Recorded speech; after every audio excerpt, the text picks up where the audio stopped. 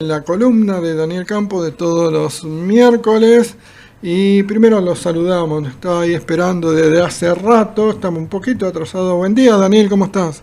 Buen día, ¿cómo estás Antonio? Un saludo a vos y a todos los que nos están escuchando. Bien, entonces, primero gracias por comunicarte con nosotros, por atender el llamado.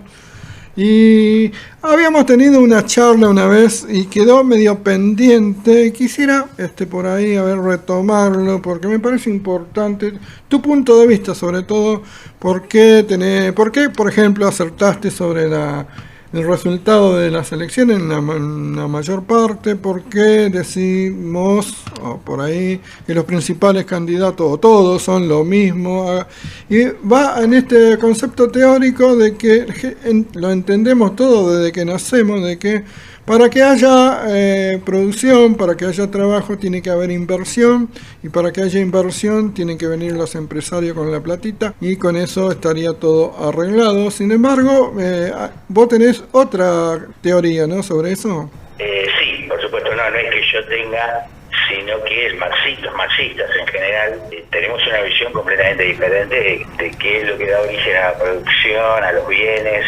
a la economía de una sociedad. Entonces, bueno, si querés empezamos por ahí, de lo más teórico-político, y después vamos volviendo un poco a la realidad de Argentina y por qué no vemos mucha diferencia entre Milei, Massa y Patricia Bullrich, que los tres son candidatos que defienden el capitalismo.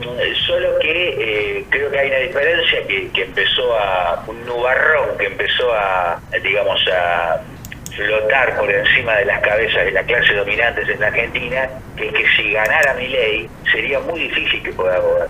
Es un tema que tenemos que desarrollar, en un segundo ítem. Vamos a empezar por el primero, es decir, en el mundo, nuestra economía en Argentina es un país capitalista. ¿Qué quiere decir? Que hay una clase dominante, minoritaria, rica, que es la que se queda con todo el fruto del trabajo social. Es decir, la producción la hacemos todos producimos, pero la apropiación de la riqueza se la queda una clase dominante, que son los dueños de los medios de producción y cambio, o sea, los dueños de las fábricas, las tierras, etcétera, etcétera. Esa contradicción entre producción social y apropiación individual o privada es la contradicción que pone al capitalismo en crisis todo el tiempo y genera una crisis tras otra. Es decir, el capitalismo es un sistema que vive en crisis. ¿Por qué? Porque va contra la ley del valor. ¿La ley del valor qué es? Es una ley que no es marxista, es una ley hecha por los primeros economistas capitalistas que hacen de la economía una ciencia, que son Adam Smith y David Ricardo. Ellos plantean que quien genera valor es el trabajo humano. O sea, todo lo que es valor, bienes, riqueza, está producido por el trabajo. Lo que no tiene trabajo no tiene valor. Es decir, cuando nosotros adquirimos una mercancía, ya sea un auto, una heladera, un kilo de pan o lo que fuere, detrás de esa mercancía hay valor, o sea, trabajo humano que produjo esa mercancía. Y la mercancía vale por el trabajo humano que tiene. Cuanto más trabajo humano tiene una mercancía, más valor tiene. Entonces, ahí viene la contradicción del capitalismo. ¿Por qué? Porque todos los bienes son producidos por el trabajo, pero se la apropia un sector de la clase dominante, un sector pequeñito, cuando esa apropiación de valor, se transforma en, millones de dólares, casas, etcétera, etcétera, bienes, autos que se compran la clase dominante, otras fábricas que abren, etcétera, etcétera, eso se transforma en capital.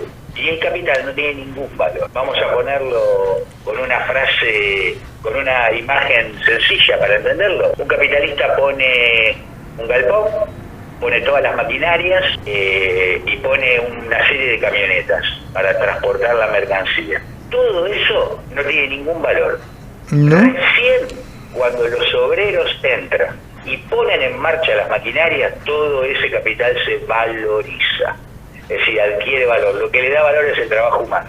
Si no entran los obreros a trabajar, todo eso es chapa y chatarra que se oxida. No tiene ningún valor.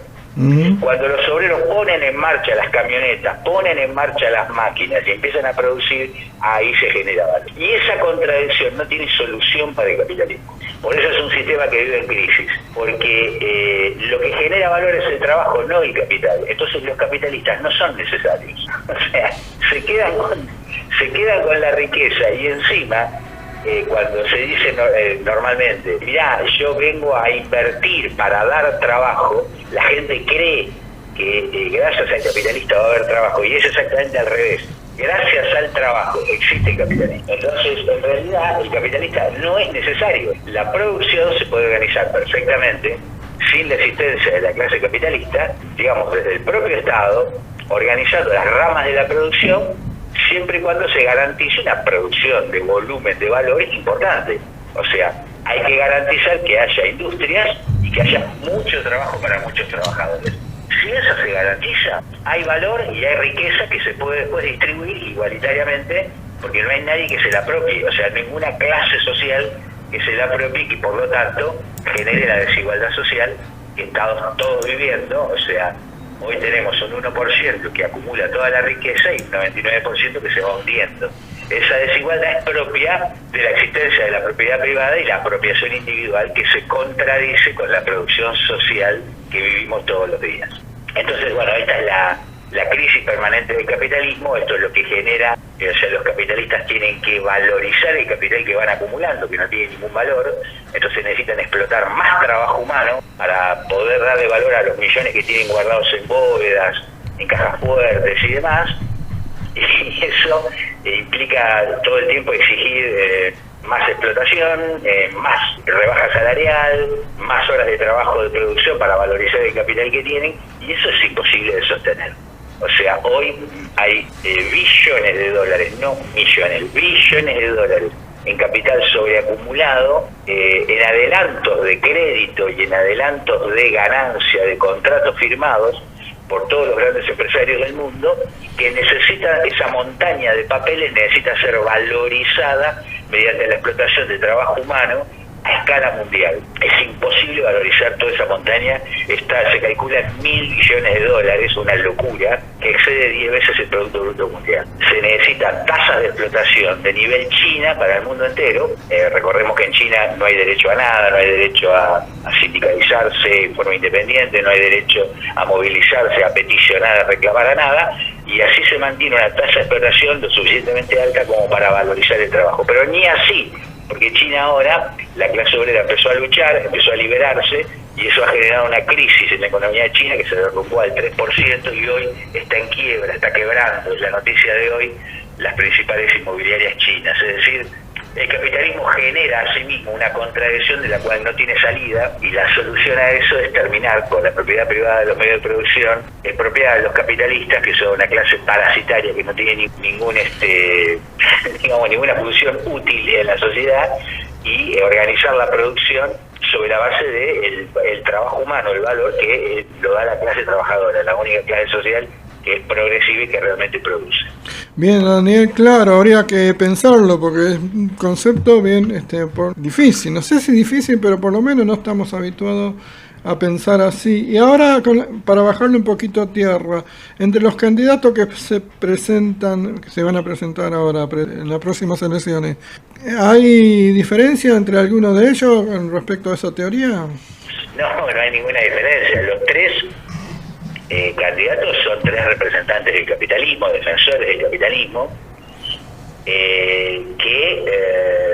digamos, los tres tienen como objetivo intentar avanzar en el desmantelamiento de las conquistas sociales y obreras en la Argentina para facilitar la llegada de inversiones y, digamos, transformar a la Argentina en una pequeña China, ¿no? Ese sería el objetivo. Y para eso, bueno, como ellos siempre lo mencionan, flexibilizar las normas laborales, etcétera, etcétera, que es atacar las conquistas sociales y sindicales de los trabajadores y del pueblo. Claro, esto no es fácil de hacer en Argentina. Argentina es un país que tiene una larga tradición de lucha que impide las privatizaciones y el desmantelamiento de conquistas.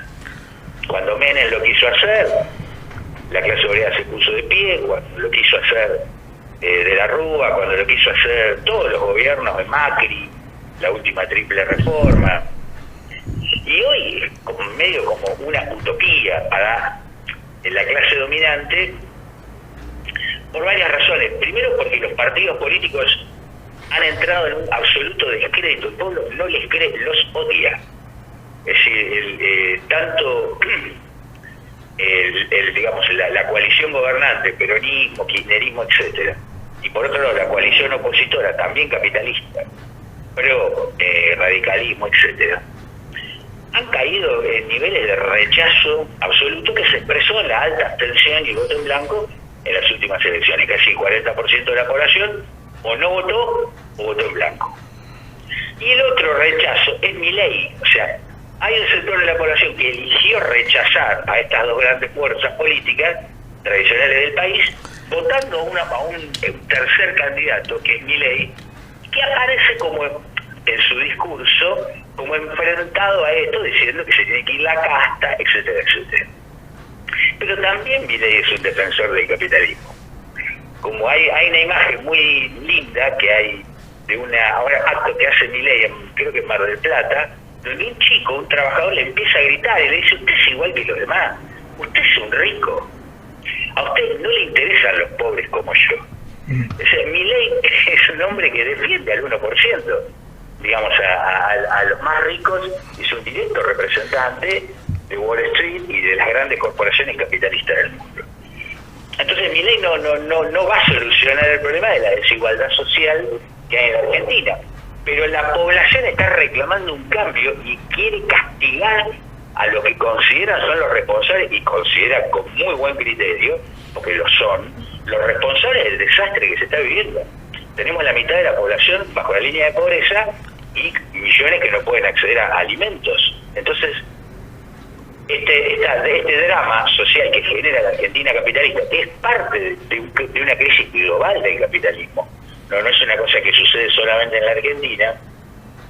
La solución es drástica, es decir, hay que terminar con los representantes del 1%, o sea, con la coalición pro-radicalismo o la coalición peronismo-kirchnerismo, que son los que tienen capacidad para gobernar. Ahora, ¿qué pasa si gana Milei? Milei no tiene una coalición para gobernar, es decir, no tiene un equipo de gobierno, no tiene el control de los sindicatos, las principales organizaciones de masas del país, como sí lo tiene, por ejemplo, el peronismo, o parcialmente lo tiene la otra coalición. Es decir, entonces sería una coalición muy débil, y cualquiera de estas que ganen representa un sector muy pequeño de la población. Del total de votantes de la Argentina, solo el 20%. Es decir, sería un gobierno que asume con el 80% de la población en contra. O sea, no solo no tiene condiciones de aplicar un plan brutal contra el pueblo, por lo brutal que sería su plan, sino que además porque no tiene apoyo. Por más que los medios quieran hacer creer que Milei es un huracán que avanza o lo que fuere, no tiene esa fuerza. En realidad, la población no está apoyando a ninguna de las variantes y que defienden al capitalismo en la Argentina. Y esto es lo más interesante que está sucediendo. Es decir, la población intuye, a pesar de que intentan engañarla con millones de dólares, con inversiones, con campañas de mentiras y demás, de que todo es una mentira y no le cree a ninguno en el fondo. Entonces, esto es un hecho extraordinario, un gran avance en la conciencia que tiene el pueblo, que está reclamando un cambio drástico, un cambio de fondo, un cambio profundo de la Argentina. En realidad lo que está reclamando es que se termine la Argentina capitalista, desigual y cruel que estamos viviendo, y pasemos a otra instancia que es una Argentina igualitaria, donde se termine, digamos, esta brutal desigualdad y se terminen los millones que sufren hambre, pobreza y miseria. Y eso es justamente lo que nosotros estamos construyendo lentamente, porque no tenemos los recursos que tiene, digamos, las clases dominantes, que arman un partido político de la nada. Antes Daniel, disculpa, antes que termine, te quería hacer una consulta. Dentro de ese esquema teórico que habíamos hablado en principio, la cuarta fuerza que se presenta en las elecciones, que sería el Frente de Izquierda Unidad, ¿qué rol cumple? Bueno, el rol del reformismo, es decir, el mismo rol del kirchnerismo, de engañar al pueblo diciendo que quizá con una aspirina esto se puede arreglar, es decir, con algunos diputados, algunos senadores, algunos concejales, dejando de pagar la deuda externa, lo cual es falso. Digamos, toda la campaña del Frente Izquierda es una campaña, por eso fracasó. Digamos, en las PASO sacó la misma cantidad de votos que cuando se fundó el Frente Izquierda en el año 2011. Es decir, un verdadero desastre. Y ya está perdiendo mucho el crédito que en algún momento llegó a tener el Frente Izquierda de un sector del activismo y la vanguardia en la Argentina que llegó a tenerle cierto respeto. Hoy ya no lo tienen. Producto de que, bueno, están planteando algo que al pueblo no le cierra, que por la vía del respeto de estas instituciones se puede cambiar algo, por la vía del respeto al Parlamento, etcétera, etcétera. Y el pueblo está haciendo una acción que es revolucionaria. O sea, se está rebelando ante las leyes, porque acá votar en este país es obligatorio. Y cuando el 40% del país vota en blanco o no vota nada, o no va a votar, se está rebelando. Es una rebelión pasiva. ¿Se podría decir que es pasiva? Sí, es pasiva, pero es una rebelión. Está haciendo algo que es ilegal, y que de hecho está provocando un cambio en el régimen político, primero porque derrumba el bipartidismo, pero además porque instaura el voto, ya no es obligatorio, digamos, está instalando de hecho el voto opcional, y un desconocimiento de la democracia, esta democracia que se llama democracia pero no lo es una democracia burguesa de los ricos, de las grandes empresas, y que solo favorece al 1% que domina la sociedad. Entonces lo que está haciendo el pueblo es una bofetada, un terremoto político, está cambiando todo en la Argentina y está preparando las condiciones para lo que nosotros creemos lo más probable que va a suceder en el periodo que sigue, que es la profundización de un proceso revolucionario que va a generar enormes movilizaciones en defensa de los derechos del pueblo y que va a seguir provocando cambios políticos. Creemos nosotros lo más probable el surgimiento de una corriente, digamos, revolucionaria en la Argentina, pero realmente revolucionaria, no Milei, que aparece como algo revolucionario, un cambio, pero digamos desde la derecha, desde los sectores que defienden el capitalismo, sino una corriente verdaderamente revolucionaria que hoy el Frente Izquierda no lo encarna, no lo es, no genera, porque su campaña es reformista, es decir, no es revolucionaria, porque son grupos reformistas.